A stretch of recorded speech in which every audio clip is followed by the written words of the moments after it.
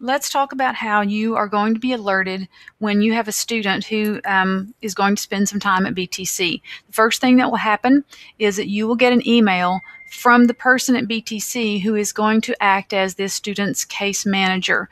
Depending on how you have your email set up, you may or may not be able to see the name of the folder here, but if you open this email, in the body of the email there should be the name of the folder, which in this case is BTC-Jones. S. That's the last name of the student, first initial, and then you should find your last name as the teacher and the subject that you teach. That is the name of this folder that's been shared with you. We're going to click Open. And what you'll see on the next screen is actually the contents of the folder. At this point, there may not have been anything placed in this folder. There may be some things that the case manager has put in here. Regardless of what's in here already, we're going to go up in the upper right hand corner of this folder and click Add to Drive. And what we've done is move this shared folder out of Shared with Me, so you'll be able to find it in your Google Drive. So we're going to go to your Google Drive next, and if you need to pause the video, feel free to find the pause button, and then go to Google Drive. You can see that I'm in my drive because that's what's highlighted in red over here on the left side.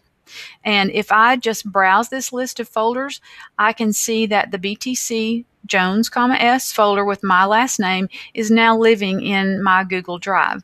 The next step that we're going to take is a step that will hopefully help you be able to find this folder again, because you'll have to come back to it several times while this student is at BTC. So we're going to highlight the name of this folder and then right-click. After you right-click, you're going to choose Add Star. And after you have achieved that process, the next time you look for this folder, if you'll come over on the left-hand side of your screen and click the starred menu, the items that are in the starred menu are things that you've put here to have quick access to. And you can see that my BTC folder for Mr. Jones is now in my starred menu. It is also still living in your drive. You can find it just by clicking on My Drive and going to it there.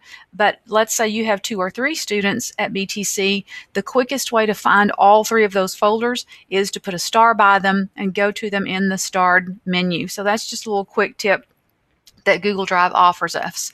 While we're talking about this folder, it's very important that you put all the work that you want this student to do in this particular folder. It has been set up with the proper shared settings so that all of the teachers at BTC who need access to this work to help your student can get to it. It is also set up where the student has the appropriate access and can't go in and delete all of his or her assignments. So it is very important that you use this folder and not one that you have already created for yourself. We all understand that that might be the easy way, but remember, we are dealing with some special circumstances here. So the work that you want this student to do will have to go in this particular folder.